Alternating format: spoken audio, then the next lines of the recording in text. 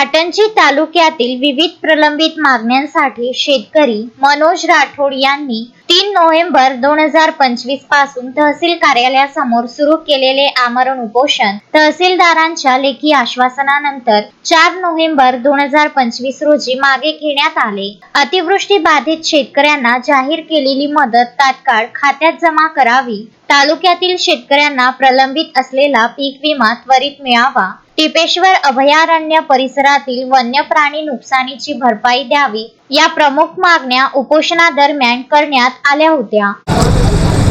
या खरीप हंगामामध्ये शेतकऱ्यांचं प्रचंड नुकसान झालं असून शेतीचं, पण प्रशासनाच्या स्तरावर कोणतीही दखल घेतल्या जात नाही। खास करून घाटंजीचे तहसीलदार हे शेतकऱ्याच्या बाबतीत कोणता सूड उगवत आहे मला माहीत नाही, पण सगळ्या जिल्ह्यामध्ये सगळ्या तालुक्यामध्ये पैशाचं वाटप झालं असताना शेतकऱ्यांना मदत, पण घाटंजी तालुक्यात अजूनही एक पैसाही शेतकऱ्यांच्या खात्यात जमा झाला नाही।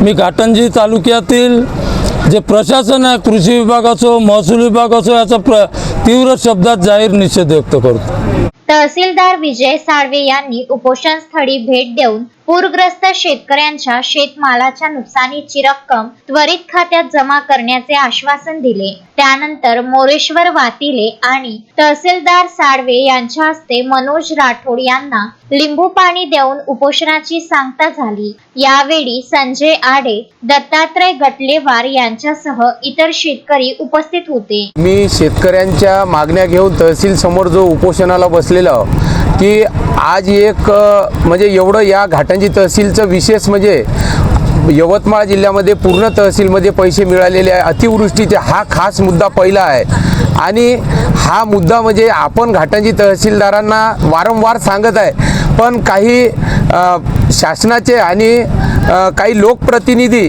हे लोक अतिवृष्टीचे पैसे आलेत म्हणून फेक मेसेज सुद्धा टाकत आहे आणि तहसीलमध्ये आम्ही गेलो तर तहसीलदार सुद्धा म्हणत आहे आज पैसे टाकतो, उद्या पैसे टाकतो।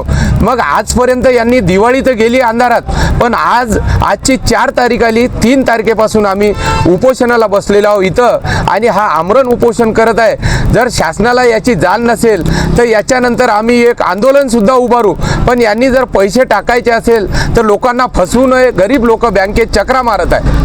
NP9 न्यूज करिता सचिन कर्णेवार, घाटंजी।